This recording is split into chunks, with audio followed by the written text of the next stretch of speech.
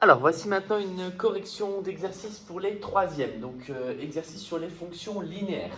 Alors, je commence par rappeler, puisque c'est vrai que les fonctions linéaires ont été incluses dans les fonctions affines, une fonction linéaire, c'est une fonction du type f de x égale a fois x.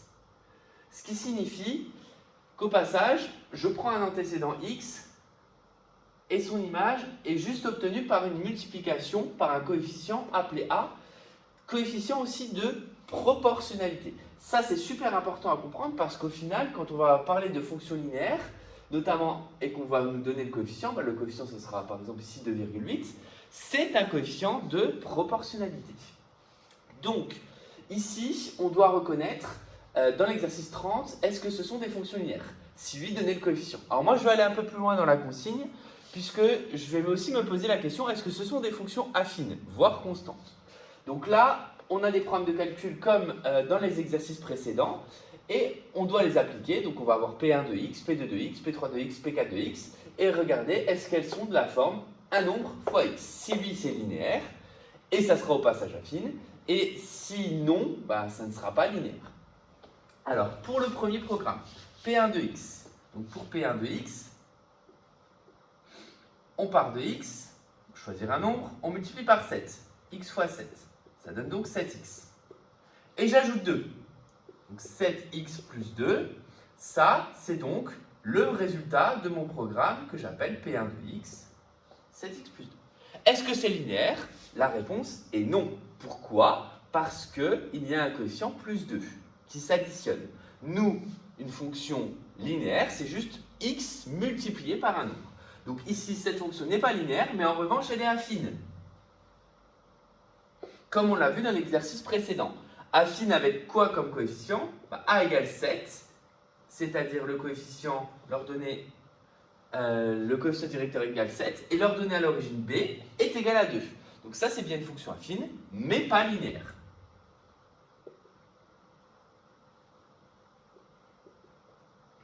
Donc pour chaque programme, je vais vous dire comme ça, si c'est évidemment répondre à la question si c'est linéaire, et rajouter en plus, donc maintenant que vous le savez, n'hésitez pas à le faire. Normalement, vous avez fait l'exercice et répondu à la question est-ce que c'était linéaire ou pas. Maintenant, vous pouvez aussi répondre à la question est-ce que c'est affine ou pas.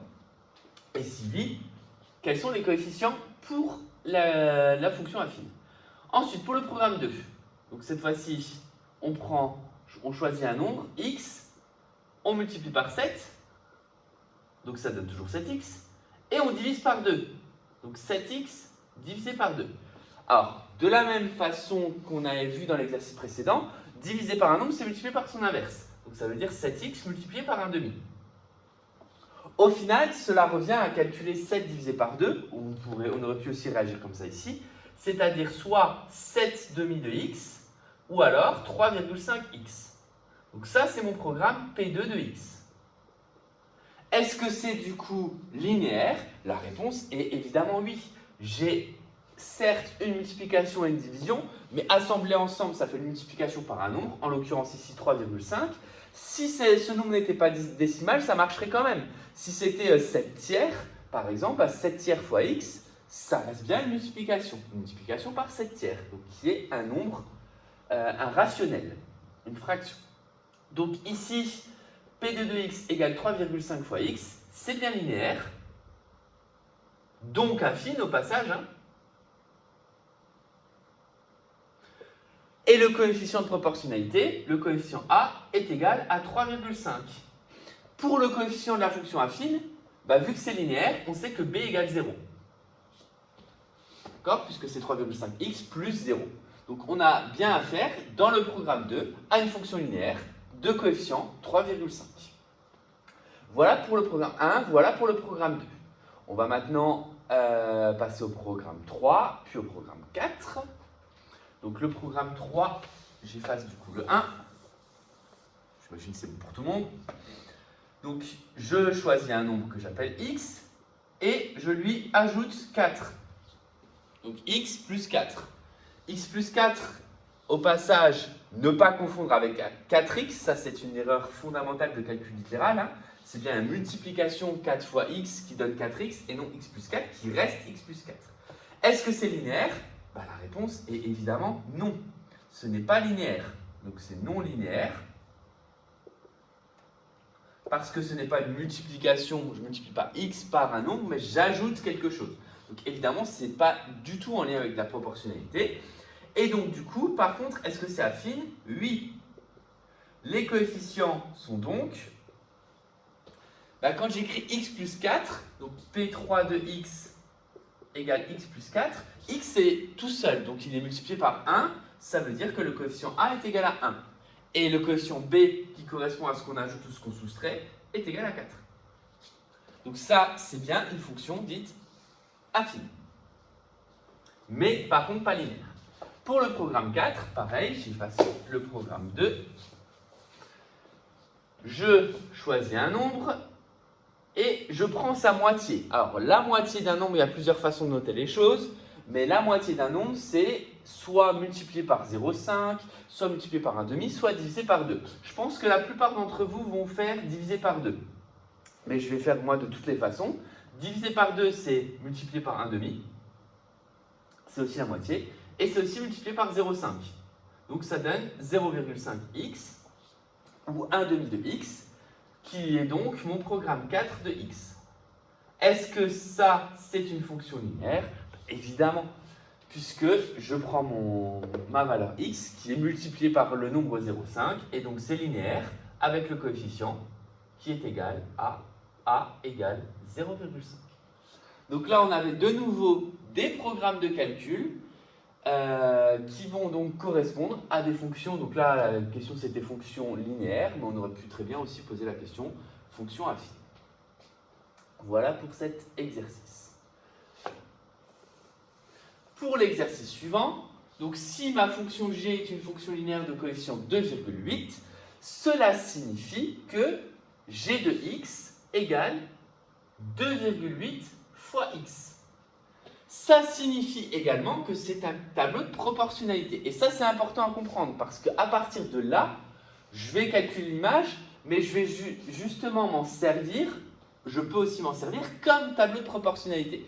Et ça, du coup, c'est primordial parce que pour les fonctions linéaires, les tableaux de valeurs, mais uniquement pour les fonctions linéaires, les tableaux de valeurs comme il y a ici, peuvent se remplir à l'aide de tous les outils qu'on a vus sur la proportionnalité.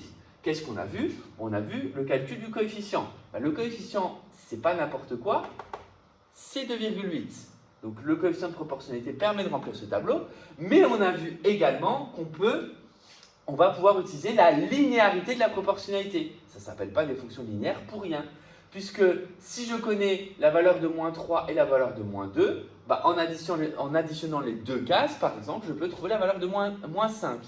Si je connais la valeur de moins 3, que je multiplie par toute la colonne par 2, je peux trouver la valeur de moins 6. Donc les résultats de proportionnalité sont totalement valables dans le cadre de fonctions linéaires.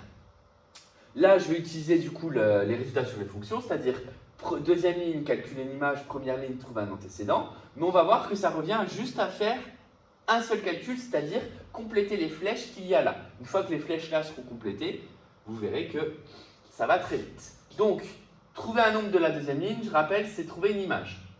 Trouver un nombre de la première ligne, c'est trouver un antécédent.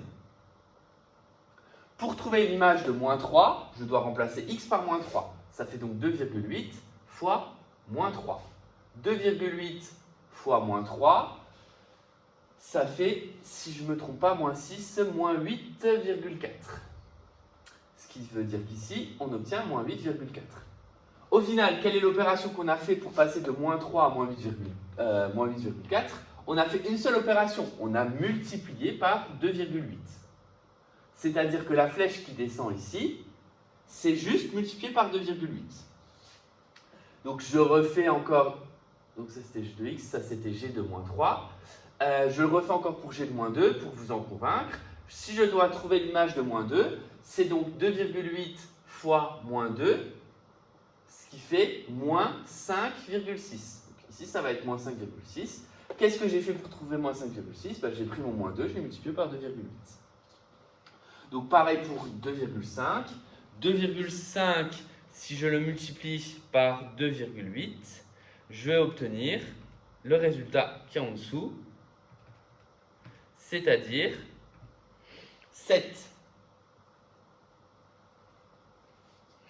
Donc l'image de 2,5, c'est 7. Donc, à partir du moment où je sais que pour descendre, il faut multiplier par 2,8, bah je vais savoir la façon de remonter. Mais là, maintenant, je vais raisonner par antécédent. Ici, c'est retrouver l'antécédent de 0, c'est-à-dire résoudre 2,8x égale 0. Comment je résous 2,8x égale 0? Parce que je rappelle, antécédent, trouver un antécédent en plusieurs, c'est résoudre une équation. 2,8x égale 0, cela revient du coup en isoler x, c'est-à-dire enlever le multiplié par 2,8. Donc je vais diviser les deux côtés par 2,8. Mais 0 divisé par 2,8, ça fait bien sûr 0. On retrouve au passage qu'une fonction linéaire passe par l'origine. L'image de 0, pour une fonction linéaire, sera toujours 0. Donc l'antécédent de 0, ça sera également toujours 0. Donc, j'ai vu que l'opération qui me permettait de trouver le résultat, c'était une division par 2,8. Donc là, je dois diviser par 2,8 pour remonter. Encore une fois, tableau de proportionnalité. Ici, je peux trouver le résultat en divisant par 2,8. Mais moi, je suis un peu plus malin et je regarde les résultats qu'il y a dans les autres cases. Je vous ai dit que c'était un tableau de proportionnalité. Ici, de 7 à moins 14, donc, vous pouvez voir un lien. Comment je passe de 7 à moins 14 en multipliant par moins 2? Et bien du coup, qu'est-ce qui va se passer? Si je multiplie toute la colonne là par moins 2, je vais avoir le résultat qui est au-dessus. Et donc ici, ça va me donner moins 5.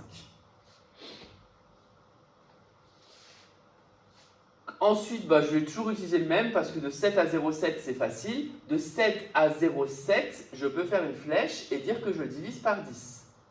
Donc si je divise par 10 la ligne du bas, je vais diviser par 10 la ligne du haut et ça va me donner 0,25. Au passage, vous pouvez vérifier soit en résolvant par une équation et en trouvant l'antécédent, soit en remontant le tableau et en divisant par 2,8. Moins 14 divisé par 2,8, je vous laisserai vérifier que ça fait bien moins 5. 0,7 divisé par 2,8, vous pouvez vérifier que ça fait bien 0,28. Je vais le vérifier pour en être sûr.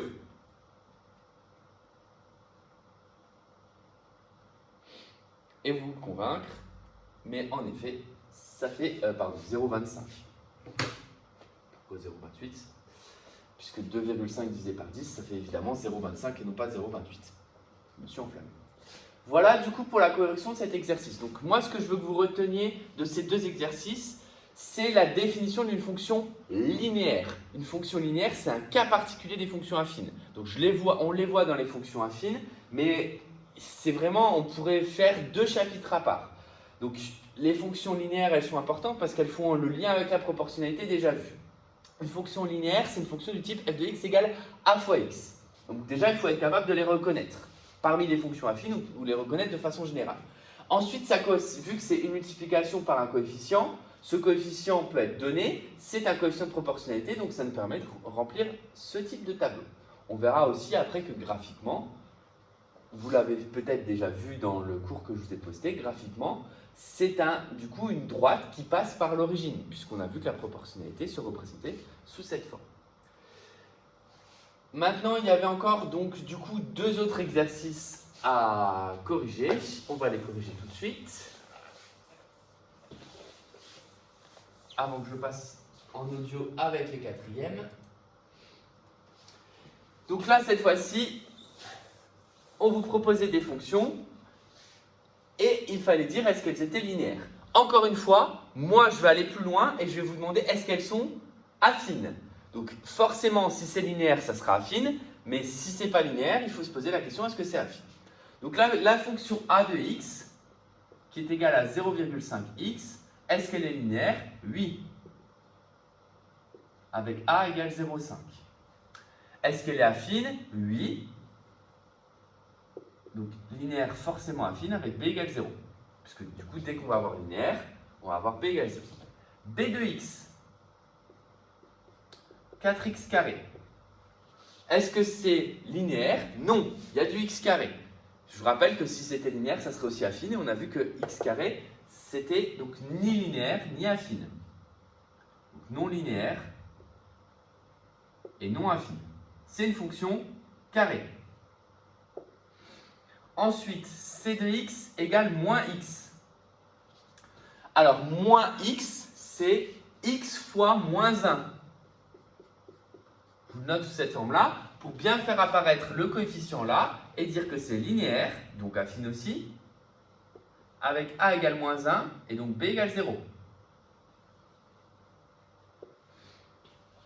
Ensuite, d de x égale juste 3. Ça, ce n'est pas linéaire. Mais par contre, il faut être quand même capable de le reconnaître. Si c'est juste 3 et qu'il n'y a pas de x, ça veut dire que c'est constant. Donc c'est une fonction constante, donc affine. Avec a égale 0, puisque c'est constant, puisque c'est 0 fois x, et b égale 3. Ensuite, e de x égale 2 facteurs de x moins 5.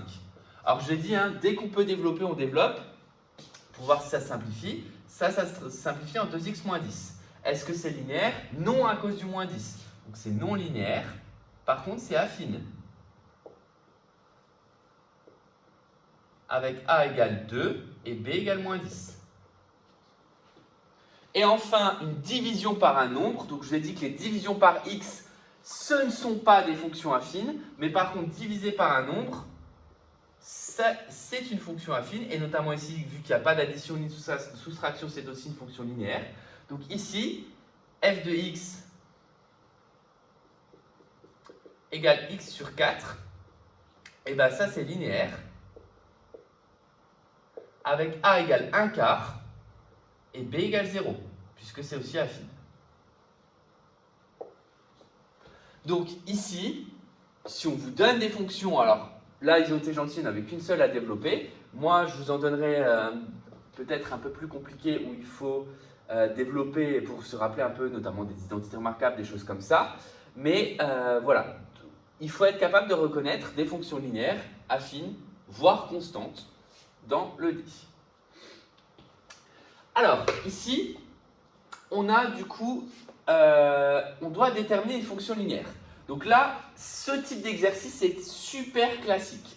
Je pense que pour vous, c'est compliqué pour le premier que vous voyez. Maintenant, et vous pouvez très bien vous entraîner à en faire une fois que vous aurez vu ça, et notamment la correction et la rédaction. C'est des exercices classiques qui sont vraiment simples à réaliser une fois qu'ils ont été vus. Mais la première fois, je peux comprendre que ça soit un peu compliqué. On veut une fonction linéaire. Donc f est linéaire. Ça, c'est la première chose à dire. Si f est linéaire, ça veut dire qu'il existe un coefficient a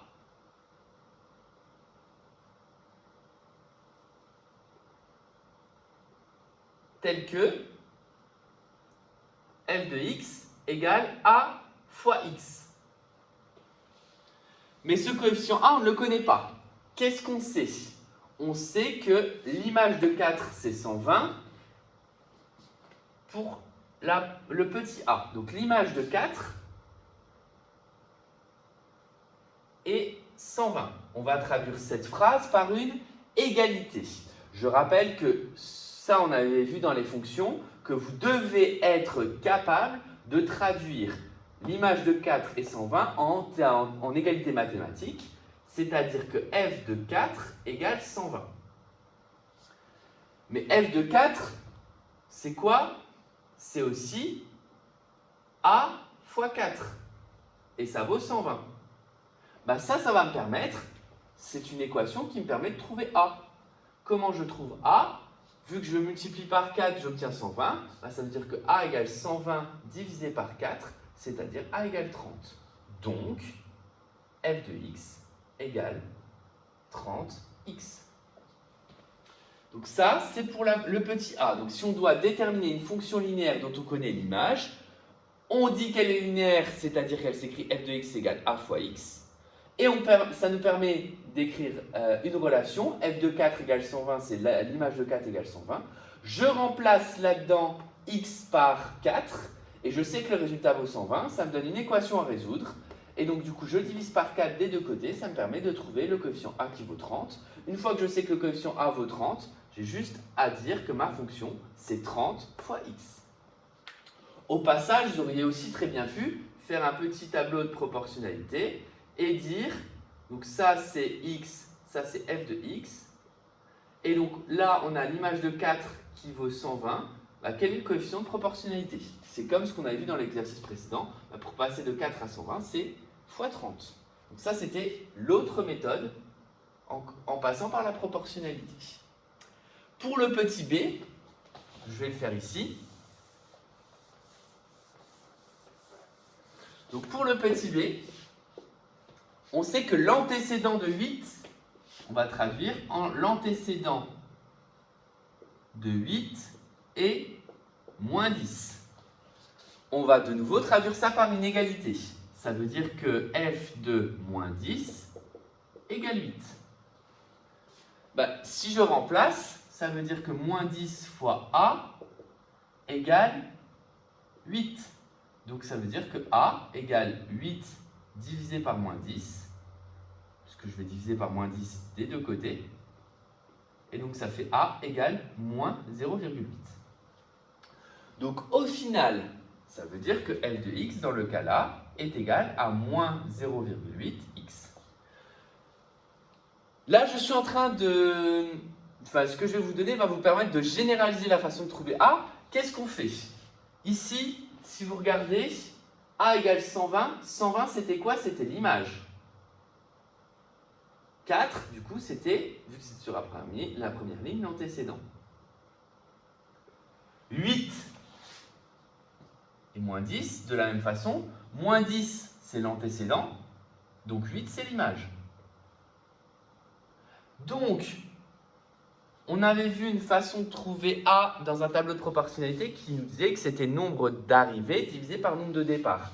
Le nombre d'arrivées, c'est l'image, le nombre de départs, c'est l'antécédent. Donc, vous avez une formule pour A, si vous préférez retenir les formules, qui vous dit que c'est image sur antécédent. Évidemment, pour une fonction affine, pour une fonction linéaire, justement, pas une fonction affine. Donc pour une fonction linéaire, vous avez la formule là que vous pouvez retenir qui vous dit que le coefficient a, qui est aussi le coefficient de proportionnalité, est égal à l'image sur l'antécédent. Alors, je vous en ai donné qu'un des exercices, mais si vous regardez un petit peu autour, alors je ne sais plus, je n'ai pas en tête tous les exercices du livre, mais le 33, 35 sont des exercices qui ressemblent. Vu que c'est un exercice important, et que je ne peux pas non plus faire la correction de tous les exercices, je vous conseille de les faire et de ne pas hésiter à me poser des questions si vous avez testé des exercices qui sont autour et qui ressemblent. Voilà pour cette correction.